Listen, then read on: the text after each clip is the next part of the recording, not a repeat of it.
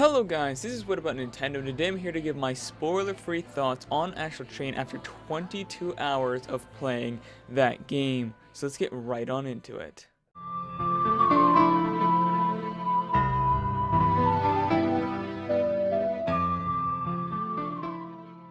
As of this recording, I am 22 hours into Astral Chain, and I'm honestly completely addicted. I played 7.5 hours on Friday, day 1, 10 hours on Saturday, and another 5 hours on Sunday. I honestly don't think I've ever played a single game this much in this short of a time before in my entire life, and if I have, it's been many years. Even games that I consider to be some of the best games this generation, such as Breath of the Wild, Mario Odyssey, and Xenoblade Chronicles, never captured me in this way. So why do I think Astral Chain is so good? What are my general thoughts on the game, and what are my complaints that I have with the game? Let's get into it. Oh, as a side note, this will be completely spoiler-free. All the stuff I'm going to talk about, as well as the gameplay footage, it's going to be all spoiler-free. All the footage shown will be from either trailers or like the treehouse or something like that. Official things from Nintendo. It's not going to be any spoilers, so if you haven't beaten the game, don't worry, I haven't beaten the game either. So there won't be any spoilers in this discussion. But if you do want another video where I go into the actual spoilers of the game and give my thoughts after I've beaten the game, let me know by hitting that like button and let me know down in the comments below. Gameplay. Let's start with the combat system. Obviously you control your main character as well as the Legion, and together you take out chimeras and other enemies in your way. At first I had some trouble controlling both characters at once, but fortunately you can kind of let your Legion fight for itself and focus on your main character when you need to. It's actually pretty intuitive once you get used to it. The Legions really do feel like an extension of your own character in a way, and it becomes super fun controlling the two of them. And the battle system is actually surprisingly in-depth. While on the surface it seems like a basic hack and slash, the more you play the game, the more you realize just how much strategy can be used during battle. There are 5 different Legions you can acquire throughout the game, and they all have their own different skills and methods of fighting. It's important to find out the best way to use each different Legion for each different situation, and switch between them often during battle to best handle whatever the game throws at you. Pull on things like skill trees and customizable abilities, and the gameplay can get very deep and very satisfying. And of course that's only the battles. Another major part of this game is the exploration and detective segments. The exploration of this game is absolutely amazing. Every corner of the game has something for you, and you never feel like exploring is a waste of time. Around every turn is a side mission. Down every back alley is some red matter to collect, and you can bet that optional route is going to have some nice collectibles. There's always something to do and something to find. Included in those things to do is of course the detective sequences I mentioned earlier. I find these to be super fun and engaging. You use your Iris and your Legion to find clues and to put them together to figure out what happened. It's very Batman Arkham Knight if you've ever played that game. You need to use many different abilities as well as gather intel from citizens in order to get all the information needed to solve the case. Often these missions shake up the gameplay in different ways, such as needing to play a riddle game with some kids so that they'll give you information you need. It's a great change of pace while not being too long so you're never wanting to just rush through to get to more action and story. The graphics. I have to say the graphics of this game are just stunning. Not only because of the technical features on display like the depth of field and the insane amount of particle effects, but also with the amazing art direction of the game.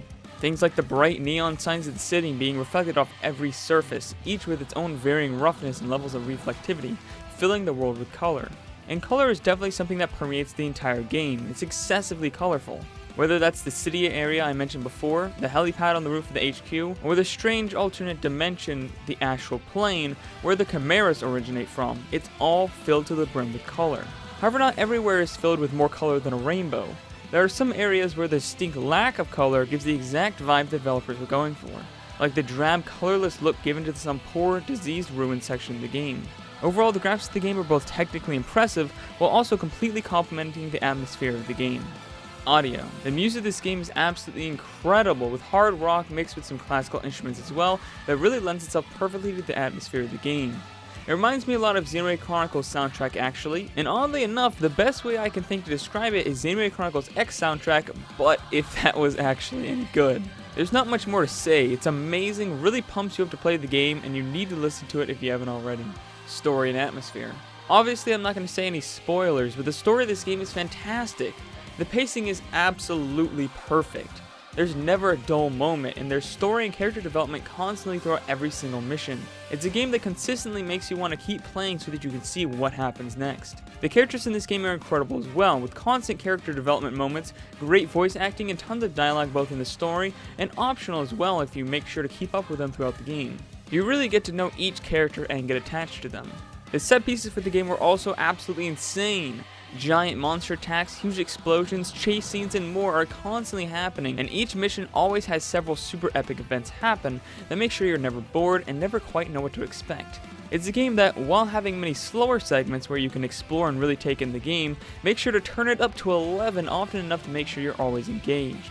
There was never a moment I thought that the game dragged on, or had me wanting to push through to get to the next story beat, because everything happening had me completely drawn in and totally invested at all times.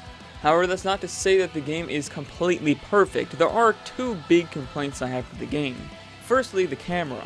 I have to say that the camera isn't always the best. Often I found it was just too close to my character and caused me to lose sight of exactly where my legion was or where my character was in comparison to many enemies that surrounded me. It's not terrible per se, but I do wish it was pulled back a bit more.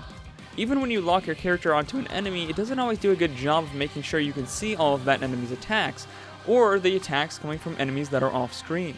I often found myself getting hit by an attack I couldn't see coming and getting a bit frustrated at the camera. And the second one is actually the platforming.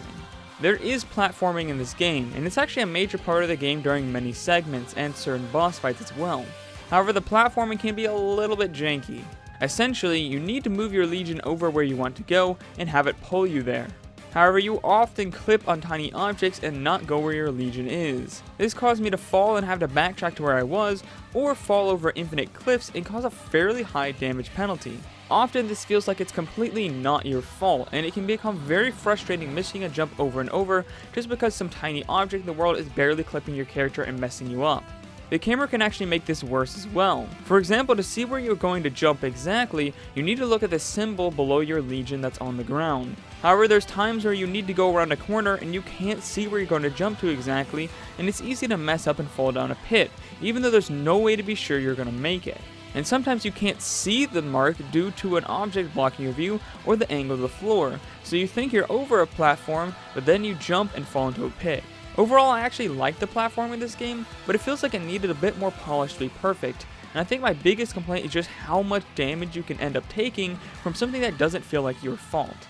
Overall, however, I'm absolutely loving Astral Chain. It's almost certainly going to be my game of the year, and it may be one of the best games I've ever played. However, I'm going to wait till I actually beat the game to decide those kind of things for certain. If you haven't played the game and you like action games, great story, great characters, giant monsters, huge explosions, just overall an amazing action game, then you definitely need to check it out because it is absolutely fantastic and one of the best action games I have ever played. But yeah guys, that's all for this video. Those are my thoughts on Astral Chain. However, I'd like to hear all you guys' thoughts of the game if you have played it. Let me know down in the comments below. What do you like about the game? What do you dislike? How far are you? All that good stuff. Let me know down in the comments below. Also, if you enjoyed this video, please hit that like button, hit that subscribe button, and ring that bell icon for notifications of all my videos so you don't miss out on any more coverage of Astral Chain or other things Nintendo. And make sure to share this video with everyone you know who is enjoying Astral Chain. And I'll see all you guys later on What About Nintendo. Bye!